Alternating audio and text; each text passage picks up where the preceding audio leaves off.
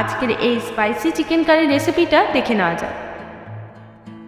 তো spicy chicken curry বানানোর জন্য সবার প্রথমে আমি কড়াইয়ের মধ্যে দিয়ে দিচ্ছি হাফ কাপ পরিমাণে সর্ষের তেল। এই রান্নাটা কিন্তু পুরোপুরি সর্ষের তেলেই করতে হবে। এবার আমি এর মধ্যে দিয়ে দেব গোটা গরম মশলা ফোড়ন, যেমন এখানে আমি নিয়েছি 4টে লবঙ্গ আর নিয়েছি 4-5টা মতো এলাচ। তার সাথে দিয়ে দিচ্ছি 2টো তেজপাতা আর দিয়ে দেবো 1 টিস্পুন চিনি। চিনিটা দিলে কিন্তু মাংসের কালারটা খুব ভালো আসবে, বাট এটা যদি দিতে না চাও তাহলে এখানে স্কিপ করতে পারো। তো চিনিটা ভালো করে গলে গেলে এরপর এর মধ্যে আমি অ্যাড করব পেঁয়াজ কুচি। এখানে আমি 3টে বড় সাইজের পেঁয়াজ নিয়েছি। তো পেঁয়াজটাকে আমাদের খুব ভালো করে ভেজে নিতে হবে।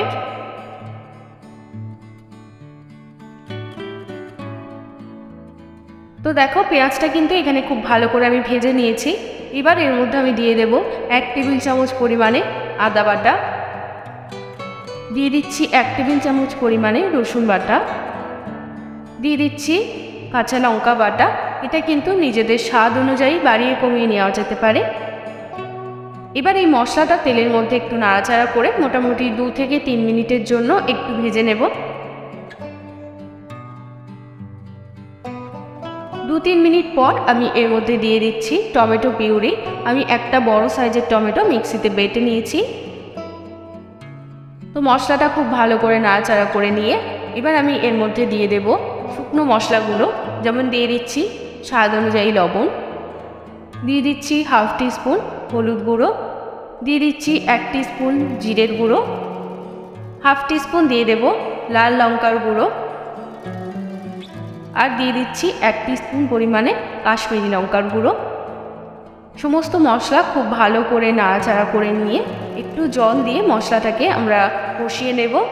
এই সময় আমি কিন্তু গ্যাসের ফ্লেমটা একদম লোতে রেখে ঢাকা দিয়ে মশলাটাকে কষাবো। তো মোটামুটি 5-6 মিনিট মতো মশলাটাকে আমি কষিয়ে নিয়েছি। এবার আমি ঢাকনাটা খুলে নিচ্ছি। তো দেখো মশলাটা আমাদের ভালোভাবে কষে গেছে, তেলটা ছেড়ে দিয়েছে। এবার এর মধ্যে আমি চিকেনটা অ্যাড করব। এখানে আমি 1 কিলো চিকেন নিয়েছি।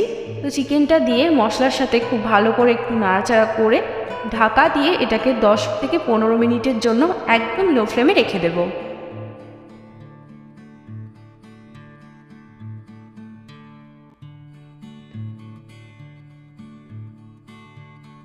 তো 10 মিনিট হয়ে গেছে। এবার আমি ঢাকনাটা খুলে নিচ্ছি। তো দেখো চিকেনের থেকে কিন্তু বেশ খানিকটা জল ছেড়েছে। এই জলের মধ্যেই আমাদের পুরো চিকেনটাকে কষাতে হবে। এই সময় আমি গ্যাসের ফ্লেমটাকে একটু বাড়িয়ে দেব, মিডিয়ামে রেখে ঢাকা ছাড়া চিকেনটাকে কষাবো যতক্ষণ না পুরো জলটা শুকিয়ে গিয়ে চিকেনের থেকে তেলটা আলাদা হয়ে যাচ্ছে। এই সময় কিন্তু চিকেনটাকে ক্রমাগত নাড়াচাড়া করে কষাতে হবে, না হলে চিকেনটা কিন্তু তলায় লেগে যেতে পারে। তো চিকেনটা যত কষানো হবে তত কিন্তু চিকেনের কালারটা ডার্ক হতে থাকবে। আমি মোটামুটি 15 থেকে 20 মিনিট মিডিয়াম টু লো ফ্লেমে চিকেনটাকে কষাতে থাকব। তো দেখো চিকেনটা কিন্তু আমি মোটামুটি 15-20 মিনিট ধরে কষানোর পর তেলটা কিন্তু একদম ছেড়ে দিয়েছে আর চিকেনের কালারটা কিন্তু দারুণ এসছে আর এর থেকে কিন্তু খুব সুন্দর একটা গন্ধ বেরোচ্ছে। এবার আমি এর মধ্যে দিয়ে দেব জল। এখানে আমি মোটামুটি 1 কাপ মতো জল দিচ্ছি।